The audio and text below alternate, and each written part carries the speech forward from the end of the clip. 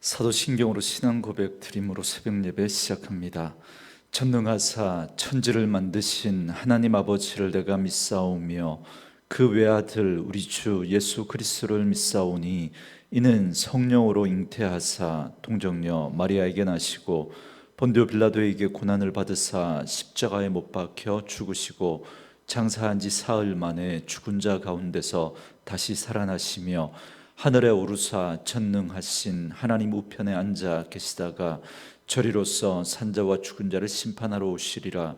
성령을 믿사오며 거룩한 공회와 성도가 서로 교통하는 것과 죄를 사하여 주시는 것과 몸이 다시 사는 것과 영원히 사는 것을 믿사옵나이다. 아멘. 이 아침에 우리에게 주시는 하나님의 말씀은 누가복음 21장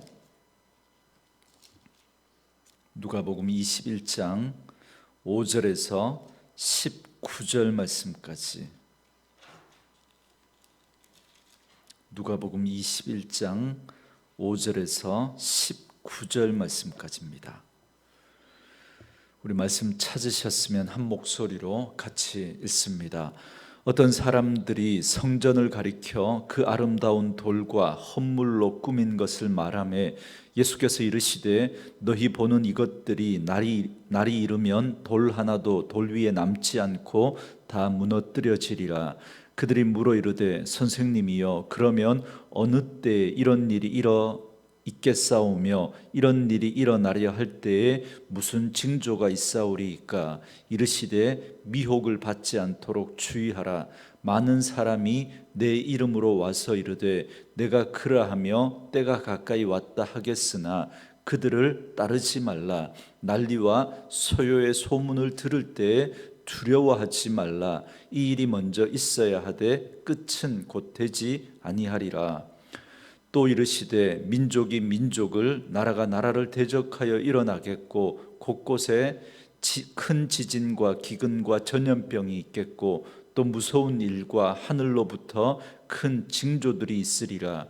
이 모든 일 전에 내 이름으로 말미암아 너희에게 손을 대어 박해하며 회당과 옥에 넘겨주며 임금들과 집권자들 앞에 끌어가려니와 이 일이 도리어 너희에게 증거가 되리라. 그러므로 너희는 변명할 것을 미리 궁리하지 않도록 명심하라. 내가 너희의 모든 대적이 능히 대항하거나 변박할 수 없는 구변과 지혜를 너희에게 주리라. 심지어 부모와 형제와 친척과 벗이 너를 넘겨주어 너희 중에 몇을 죽이게 하겠고 또 너희가 내 이름으로 말미암아 모든 사람에게 미움을 받을 것이나 너희 머리털 하나도 상하지 아니하리라. 너희의 인내로 너희 영혼을 얻으리라. 아멘. 오늘은 함께 읽으신 누가복음 21장 5절에서 19절 말씀을 중심으로 성전 파괴의 징조와 제자의 삶이라는 제목의 말씀으로 잠시 은혜를 나누겠습니다. 오늘 본문의 말씀은 예수님께서 장차 있을 성전 파괴에 대해서 말씀하신 내용인데요. 예수님께서는 예루살렘에 입성하신 후에 먼저 성전에 가셔서 성전을 청결하게 하신 이후에 성전 안에서 계속해서 가르치고 계십니다. 그런데 그때 그 성전에 있던 사람들 가운데 어떤 사람들이 그 성전의 아름다움을 보고 거기에 대해서 감탄하면서 말하는 것을 예수님이 듣게 됩니다. 예수님 당시에 세워져 있었던 이 성전을 우리는 헤롯 성전이다 이렇게 부릅니다. 솔로몬이 세웠던 성전이 바벨론의 침공으로 유다가 멸망할 때 그때 무너지게 됩니다. 그러다가 70년 포로 생활을 마치고 귀환한 사람들에 의해서 스룹바벨 성전이 우여곡절 끝에 세워지게 됩니다. 그러나 그 성전은 솔로몬 성전에 비하면 초라하기가 그지없는 그런 성전이었습니다. 그러다가 기원전 37년에 이두메 출신 헤롯이 로마 황제의 총애를 받아서 유다 지역의 분봉왕으로 세워지게 됩니다. 그러나 헤롯은 사실 정통 유대인이 아니었습니다. 그는 에돔 출신으로 선조가 개종을 해서 유대인이 되었습니다. 그러니까 반쪽짜리 유대인이었던 거죠. 그는 또 건축가로 또 유명한 사람이었는데요. 굉장히 정치적인 인물이었습니다. 그래서 유대인의 환심을 사기 위해서 하스몬 왕가의 마리암네라고 하는 여인과 결혼을 하게 됩니다. 그러나 자신의 왕권을 지키기 위해서는 무슨 일이든지 할 수 있는 아주 잔혹한 사람이었죠. 그래서 대표적인 사건이 동방박사로부터 예수 탄생에 대한 소문을 듣게 되니까 자신의 왕위를 위협받는다고 생각하고 2살 이하의 사내 아이를 다 죽이는 끔찍한 만행을 저질렀던 인물이 바로 이 헤롯입니다. 그래서 헤롯은 자신의 출신적인 배경의 약점과 그리고 유대인들의 환심을 사기 위해서 자신의 특기인 건축을 통해서 이 기원전 20년에 초라했던 이 수룹바벨 성전을 재건축하기 시작합니다. 기본적인 건축은 그러니까 어떤 이 성전의 건물로서의 어떤 건축은 18개월 만에 1년 반 만에 완성을 합니다. 그러나 예수님이 지금 이 성전에서 가르치시는 그 당시에도 성전은 아직 완공되지 못했습니다. 기본적인 건물은 지어졌지만 이 성전을 화려하게 치장하고 꾸미는데 계속해서 지금 공사를 해 나가고 있었던 겁니다.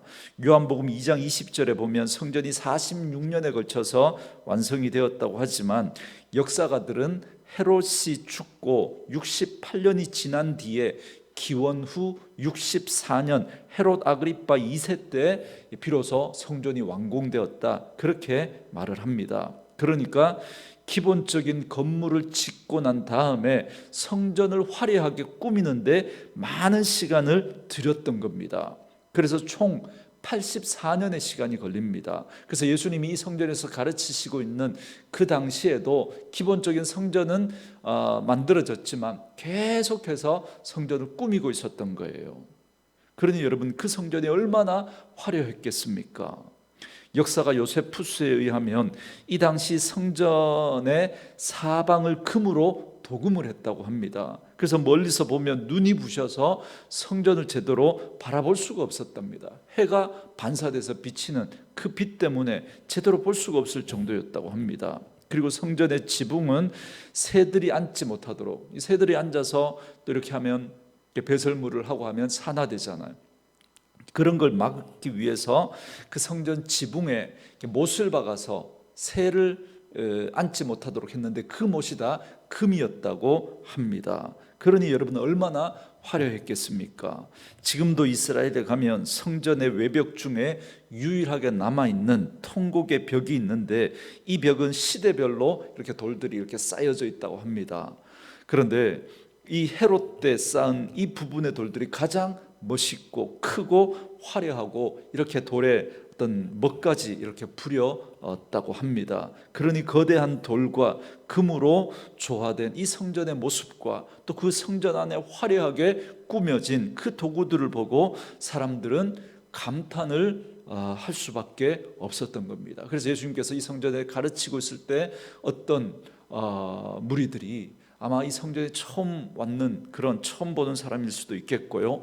어쨌든 그 성전의 화려함을 보면서 감탄을 하고 있었던 거죠. 그래서 그 성전의 화려함과 아름다움을 보고 감탄하는 사람들에게 예수님께서 6절에 이렇게 말씀하십니다.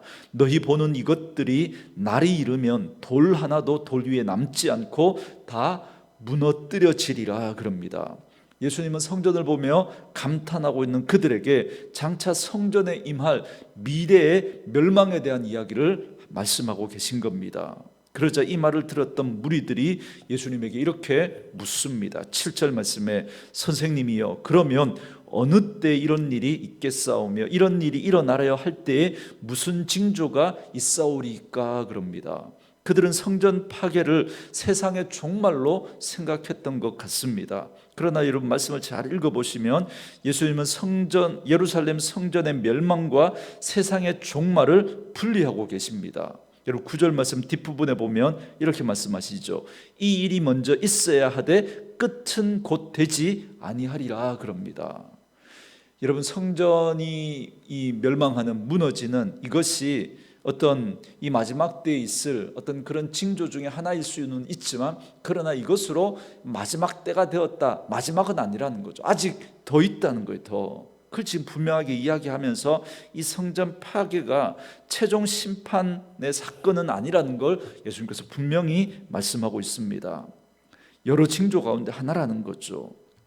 어쨌든 성전은 결국 무너지게 됩니다. 그래서 주후 64년, 그러니까 총 84년이라고 하는 엄청난 시간을 들여서 이 만들어졌던 이 성전이 완공 후에 고작 7년 만에 로마군에 의해서 완전히 무너지게 됩니다.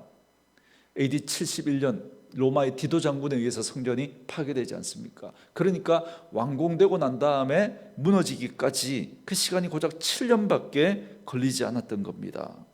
외벽의 한 부분인 지금의 통곡의 벽을 제외하고 모든 부분이 완전하게 파괴됩니다. 예수님 말처럼 돌 하나도 남지 않고 다 무너집니다. 왜냐하면 이 성전 안팎으로 금을 칠해 놓았기 때문에 이 그 성전이 무너질 때 사람들이 거기에 있는 어떤 금을 긁어가기 위해서 돌 하나도 남지 않을 정도로 완전히 파괴되었다라고 하는 겁니다.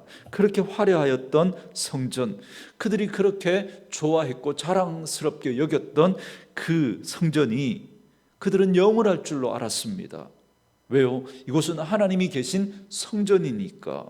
그래서 결코 무너지지 않을 것이라고 믿고 있었던 사람들에게 오늘 이 예수님의 말씀은 참으로 두렵고 놀라운 말씀이 아닐 수가 없었던 거죠. 그리고 예수님의 말씀대로 결국 성전은 무너지고 맙니다. 그리고 지금도 성전은 존재하지 않습니다. 왜 그럴까? 왜? 여러분, 인간의 탐욕과 욕심으로 더럽혀진, 우리 앞에서 강도의 소굴이 되었던 그 성전의 모습을 우리 보지 않았습니까? 그런 성전은 더 이상 존재할 이유가 없기 때문에 그런 겁니다. 그래서 하나님은 건물로서의 성전을 허물어 버리시고 이제 예수님을 성전으로 삼으십니다. 예수님이 성전이신 거죠. 그래서 하나님은 건물로서의 성전이 아니라 이제 예수님을 성전으로 그렇게 이 땅에 보내신 겁니다. 그래서 예수님께서 자신을 성전을 가리키면서 이런 말씀을 하셨죠. 너희가 이 성전을 허물라 3일 만에 다시 세울 것이다. 그렇게 말씀하셨잖아요. 바로 자신을, 성전된 자신을 가리켜서 하신 말씀이죠. 그런데 이제 그 성전을, 예수를 영접한 우리 성도들을 성전으로 삼으셨습니다. 이제는 우리가 성전인 거예요. 우리가. 그래서 여러분, 이제 예수 믿는 우리가 성전인 거예요. 오늘날 교회 건물, 이건 성전이 아닙니다. 그냥 예배당이에요. 예배당. 여러분, 예배당을 보고 성전이라고 말하는 건 이건 굉장히 여러분 심각한 착각을 하고 있는 겁니다. 이건 여러분 건물인 거예요. 이 건물이 여러분 거룩할 이유가 아무것도 없는 거예요. 교회 예배당 건축을 위해서 성도들에게 성전이라는 개념을 가지고 와서 성전 건축이라는 미명하에 성도들의 헌신을 요구하는데, 여러분 그건 잘못된 겁니다. 교회, 여러분 이 성도 한 사람 한 사람이 여러분 성전이고, 그 성전된 성도들이 모인 공동체가 교회지, 이 건물은 교회도 아니고 성전도 아닙니다. 이걸 분명히 하셔야 됩니다. 그냥 우리가 하나님께 예배드리기 위해서 지은 건물이기 때문에 이건 예배당인 거예요. 예배당. 그래서 우리가 이 예배당을 소중히 여기고 아끼는 마음, 하나님을 사랑하기 때문에, 이곳에서 우리가 하나님 앞에 예배하기 때문에 이걸 우리가 소중하게 여기고 귀하고 아름답게 여기는 것, 귀한 거죠. 상향 평준화를 제가 이야기하지 않습니까? 예전에는 우리가 몰라서 이 예배당, 이 강단 단상에 여러분 우리가 신발을 신고도 못 올라오고 했던 그런 마음도, 우리가 몰라서 그럴 수 있지만 그 마음 중심은 참 귀한 거잖아요. 그럴 만큼 성전된 우리를 여러분 귀하게 여기셔야 됩니다. 어쨌든 여러분 이건 예배당입니다.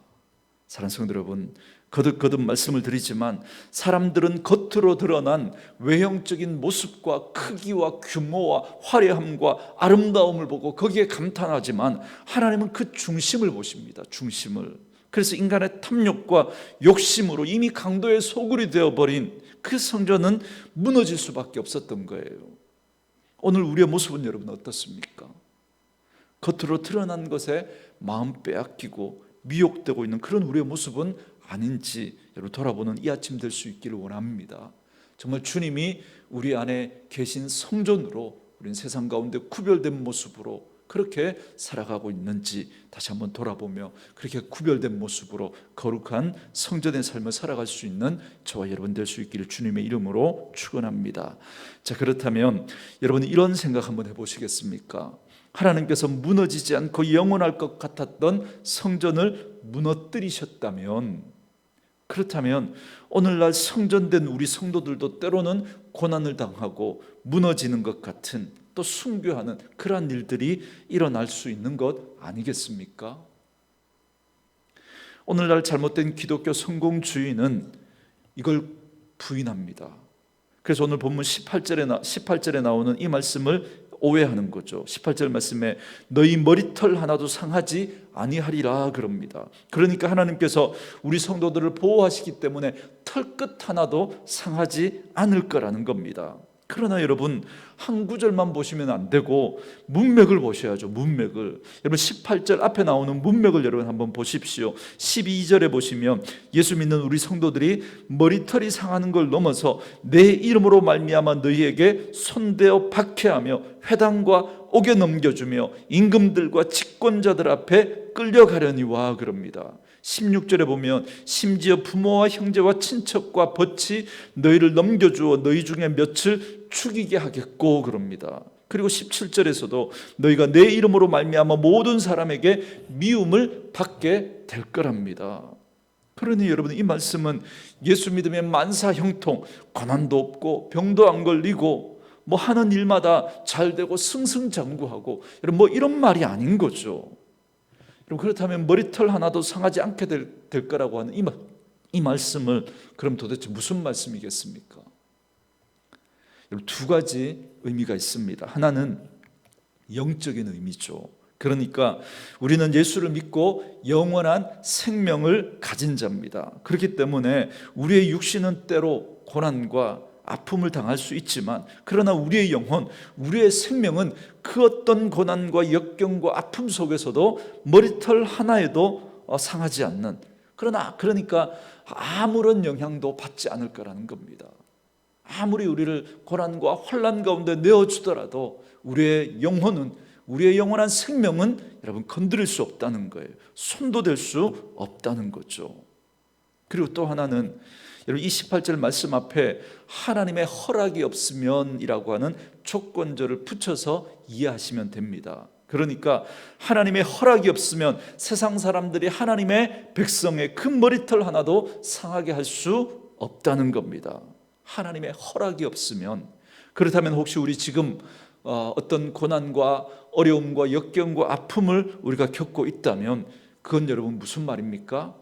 하나님의 허락 속에 된 일이죠. 하나님의 허락 속에. 하나님의 허락이 없으면 우리에게 머리털 끝 하나 이렇게 손댈 수 없습니다. 그러나 지금 우리가 그런 고난 가운데 있다면 그럼 이건 하나님의 허락 때문에 그렇게 된 거죠. 그렇다면 그 어려움은, 그렇다면 그 아픔은 분명히 우리에게 합력하여 선이 되고 분명히 그것은 끝내 우리에게 복이 될 줄 믿습니다. 왜요? 하나님의 허락하에 있는 일이기 때문에. 사랑하는 성도 여러분, 성전이 파괴되었다고 하나님께서 파괴된 건 아닙니다. 마찬가지로 우리 성도들의 겉모습이 고난을 당하고 또 그 속 사람이 파괴되는 것 같은 그런 겉모습이 고난을 당하고 파괴되는 것 같은 그런 일이 있다고 해서 우리의 속 사람이 파괴되고 무너지는 것은 결코 아닙니다. 그래서 사도 바울이 이야기하잖아요. 겉사람은 후패하나 우리의 속 사람은 날마다 새롭다고. 여러분 무너진 성전을 보십시오. 성전이 무너졌다고 하나님이 죽으셨습니까? 아니요. 오히려 하나님이 이 땅에 예수님을 집어 넣어주셨습니다. 그럼 예수님이 죽으셨다고 끝이 난 겁니까? 아니요. 3일 만에 다시 살아나시고 보혜사 성령님을 보내주셔서 영원히 우리와 함께 하시는 줄 믿습니다. 그래서 지금도 이 땅 가운데 하나님은 역사하시고 섭리하고 계신 줄 믿습니다. 혹시 고난 가운데 계신 분들이 있습니까? 우리의 무너진 삶 속에서도 하나님은 여전히 우리와 함께 하시고 은혜를 베풀어 주십니다. 저는 말씀으로 이 하루를 시작하는 저와 여러분에게 이 당당함이 있기를 주님의 이름으로 축원합니다. 그래서 우리는 고난 중에도 세상을 향해서 당당하게 담대하게 하나님의 백성으로 우리는 서서 하나님을 향해서 순결하게 살아갈 수 있어야 할 것입니다. 여러분, 오늘 말씀은 성전 파괴에 대한 그 말씀을 예수님이 하시면서 마지막 종말의 때에 성전된 우리 성도들도 고난과 핍박을 받게 될 것을 함께 말씀해 주고 있습니다. 그렇기 때문에 마지막 때를 살아가는 우리 성도들은 믿음으로 살려고 하면 할수록 여러분 고난과 핍박을 받을 수밖에 없습니다. 그런데 우리는 고난과 핍박을 받고 싶어 하지 않습니다. 누구도 고난을 좋아하는 사람은 없습니다. 저도 할 수만 있으면 피해 갔으면 좋겠습니다. 그래서 예수님은 8절 말씀에서 이렇게 미혹을 받지 않도록 주의하라고 말씀하십니다. 가장 먼저 거짓 선지자를 주의하며 미혹당하지 말라고 경고하십니다. 여러분, 마지막 때에 여러분 스스로 메시아를 자처하면서 미혹하는 자들이 여기저기서 일어날 거랍니다. 자기를 어떤 메시아라고는 하지 않지만 그러나 성도들 고난받고 싶어 하지 않는 그런 성도들의 큰 마음을 이용해서 미혹하는 그런 거짓 선생, 가짜 이 거짓 선지자들이 여기저기서 일어날 겁니다. 우리의 욕심과 우리의 탐욕과 어떤 그런 마음이 우리를 속이는 그들이 그걸 이용해서 우리를 미혹하는 거예요. 여러분, 사기를 당하는 거 가만히 한번 생각해 보십시오. 여러분, 어떤 분이 사기를 당합니까? 탐욕이 있는 사람이에요. 욕심 있는 사람이 사기를 당합니다. 거기에 걸려 들어가는, 그걸 이용하거든요. 영적인 여러분, 이것도 꼭 같습니다. 여러분, 미혹을 당하는 분들, 여러분 가만히 한번 보십시오. 여러분, 무지하고 어리석기 때문이 아닙니다. 예전에 저는 이렇게 생각했어요. 그분들이 너무 순진하니까 그래서 저는 미혹을 당한다고 그렇게 생각을 했습니다. 아니요, 여러분, 절대 그렇지 않습니다. 절대. 주님의 말씀을 버릴 만큼 철저히 교만한 사람입니다.